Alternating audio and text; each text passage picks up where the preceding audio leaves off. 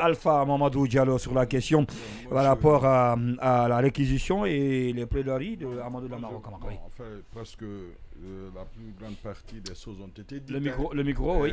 La seule chose qui est importante, c'est cette boîte de Pandore qui a été ouverte pour les gens, puisqu'aujourd'hui, il est toujours difficile pour les uns et les autres de faire des preuves.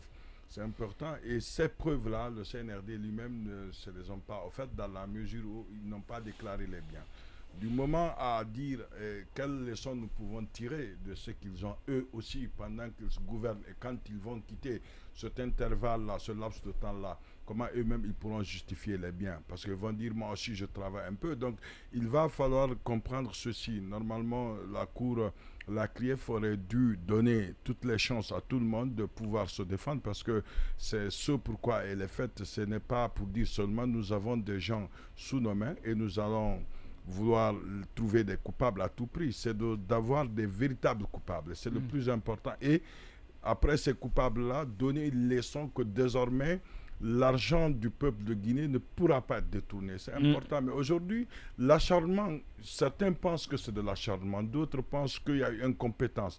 Dans l'un ou l'autre cas, quand même, le résultat n'est pas atteint.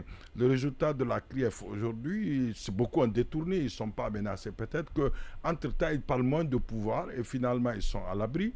Et ceux qui parlent du pouvoir ont été touchés. Parce que quand vous prenez, par exemple, le cas Air Guinée, je pense que c'est le seul cas du temps de Lansana Conté que la CRIEF traite. Et aujourd'hui, on se demande pourquoi on parle de ce cas. Peut-être là, il y a un opposant politique qui est visé, et ça, tout le monde sait. Et on ne parle que des sujets comme ça. Il faudrait ne pas faire. Et d'ailleurs, pour ceux d'entre eux du CNRD qui ont été à la cour, à la CRIEF aussi, je pense que l'autre a été libéré, Yaya Sow.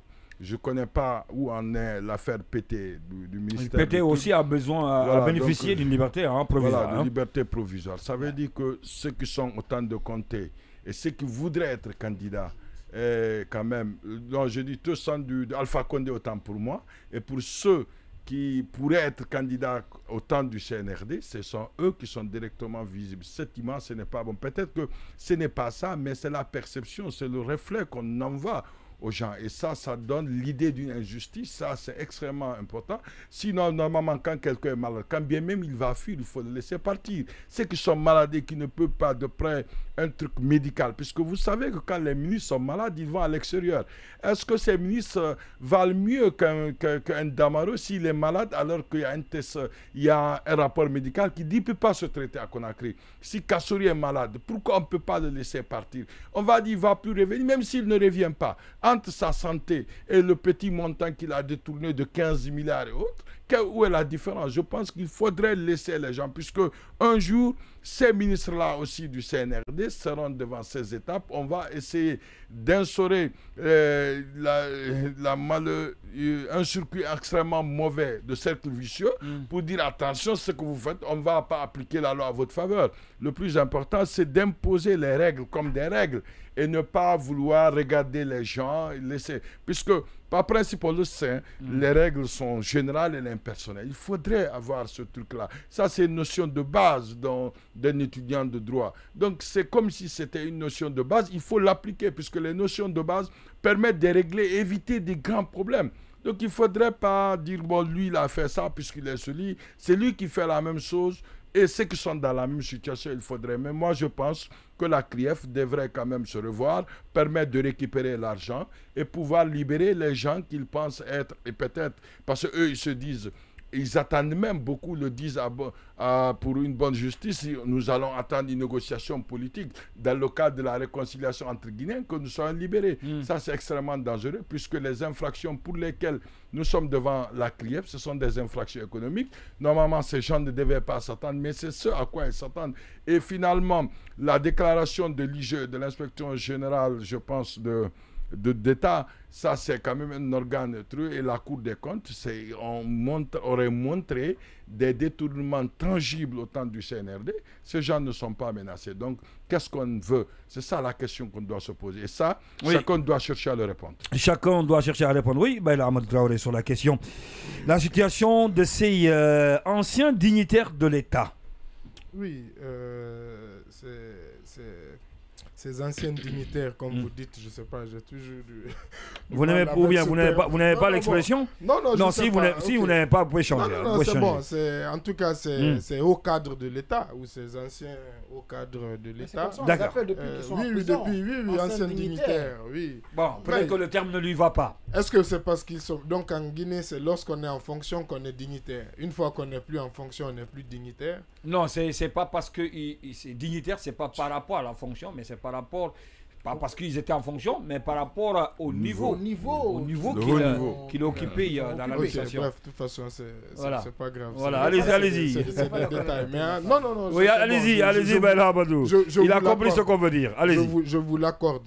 En tout cas, leur situation est terrible parce que vraiment, c'est... vous savez, la détention, ce n'est pas pour rien que l'article préliminaire du Code de procédure pénale dit que c'est l'exception.